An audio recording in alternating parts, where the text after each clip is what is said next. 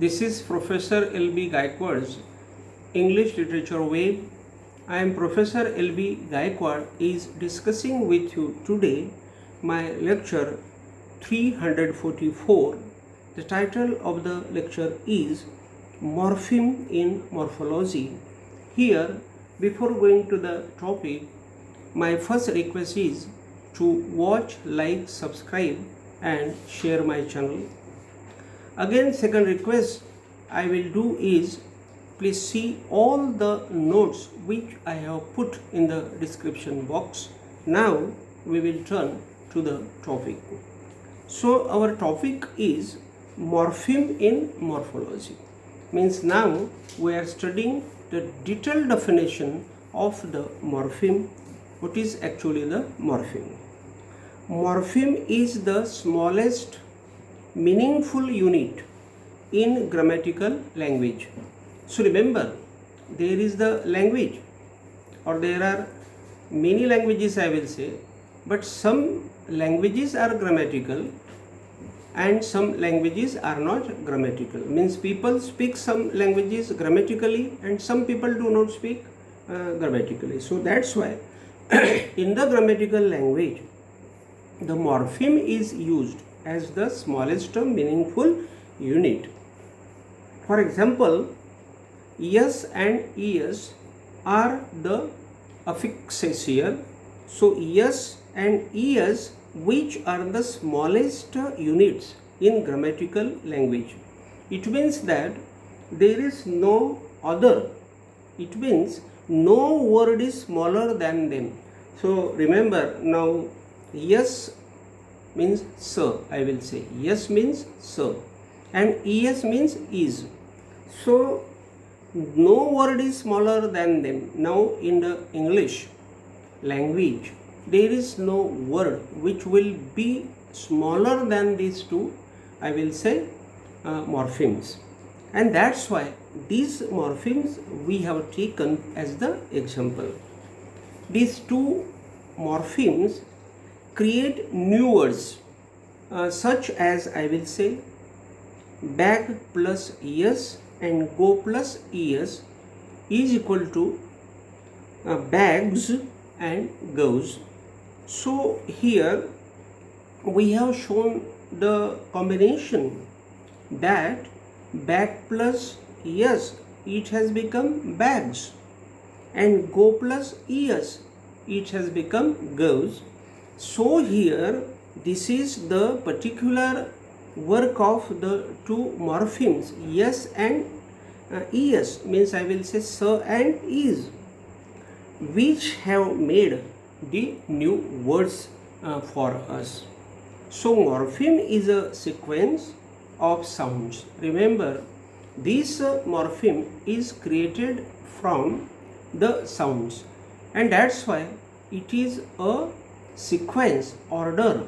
It is a row of the sounds known as a meaningful mixture.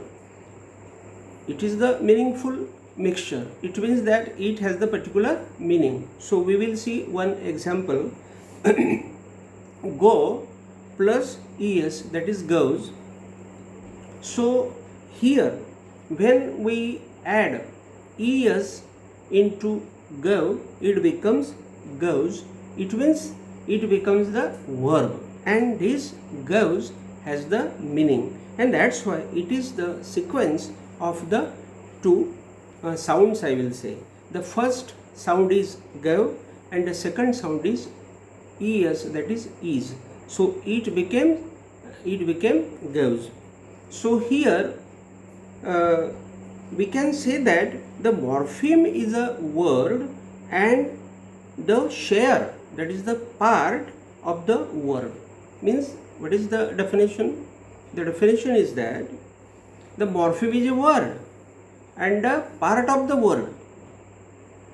Morpheme is a word also and morpheme is the part of the word also. Means now see here the example we have taken.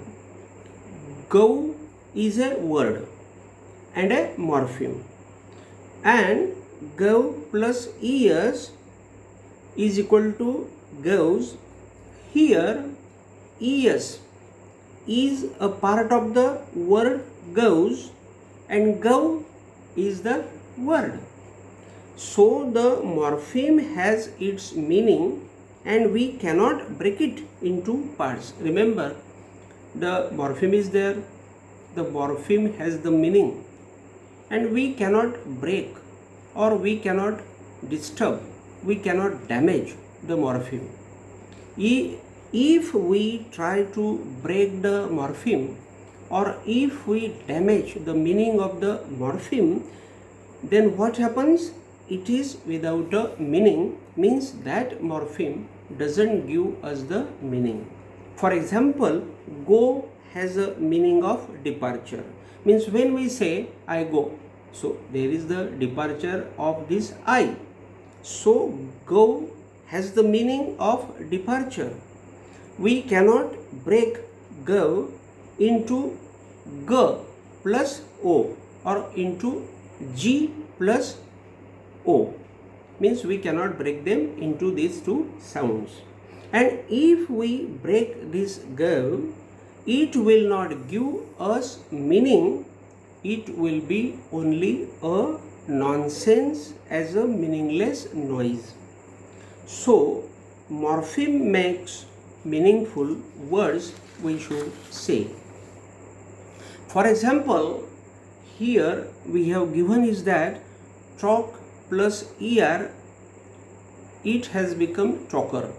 So at first the word is talk, that is the verb, and then we have added er suffix to this talk and the new word has become, and that is the talker. So the meaningful word has been made with the help of this morpheme or suffix. Morpheme forms meaningful nouns. It means that we can make the meaningful nouns with the help of the morphemes. Then we can make the verbs with the help of the morphemes, and other grammatical patterns we can make with the help of these morphemes. We will take one example here. Create plus ion. So remember, we will say at first this create is a verb and ion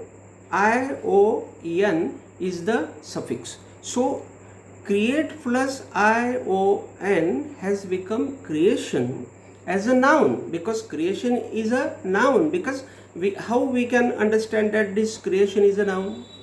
Means creation means we can say this is the beautiful creation, we can say, and again we can say this is a beautiful book. So book means creation and creation means a book, and that's why it is very clear that creation is a noun. So morpheme forms meaningful nouns and verbs here. And if we minus this ion from creation, remember, when we lessen or when we subtract this ion from creation, then remains only create as a verb. So it is very clear that we can make the nouns and verbs with the help of the morphemes. The word is made of 2 or 3 morphemes. The word means what? Suppose the morpheme or the word is made of the 2 or 3 morphemes, means in a word 2 or 3 morphemes appear I will say. For example, un plus just is equal to unjust, and un plus respect plus ed is equal to unrespected or unrespected. So now remember, un plus just, these are the 2 words, these are the 2 morphemes, these are the 2 syllables, and from these 2 syllables I will say unjust word has been made. And then un plus respect plus ed, there are the 3 I will say morpheme. So in a word there can be the 3 morphemes or there can be the 2 morphemes. Morphemes may or may not give meaning. Remember, the morphemes give meanings or morphemes cannot give meanings. or they do not show the phonological existence, or they show the phonological existence. For understanding, we have taken the example of un. Un. Un is a negative morpheme in unjust. Means when we add this un to just, it becomes unjust, and just becomes unjust. Means unjust means what? Not just. So this un has the negative meaning, and it is meaningless in under. When we add this un in the word under, then this un gets no meaning at all. And when we add this un into just, it gets a meaning, or it gives us a meaning. And that's why it is very much clear that the morphemes have the meanings, and sometimes the morphemes have no meanings, and the morphemes have no phonological existence. There are such morphemes also which have 5 to 6 syllables. Remember, there are such morphemes also which have 5 to 6 syllables. For example, we have taken one word here. The word is examination. So remember, this is the big word, and in this bigger word there are syllables. Now we will count the syllables or morphemes. The first is ig, then ja, then me, then nay, and then shan. So how many are there? I will say morphemes. Ig 1, ja is 2, me is 3rd, nay is 4th, and shan is 5th. So there are 5 syllables there, I will say syllables. So our point is that there are some morphemes which have the I will say 5 to 6 syllables, and we have taken this with the help of examination. So here again I will thank you. Please watch, like, subscribe and share my channel. Again we will be in front of each other with a new topic. Till then, thank you very much.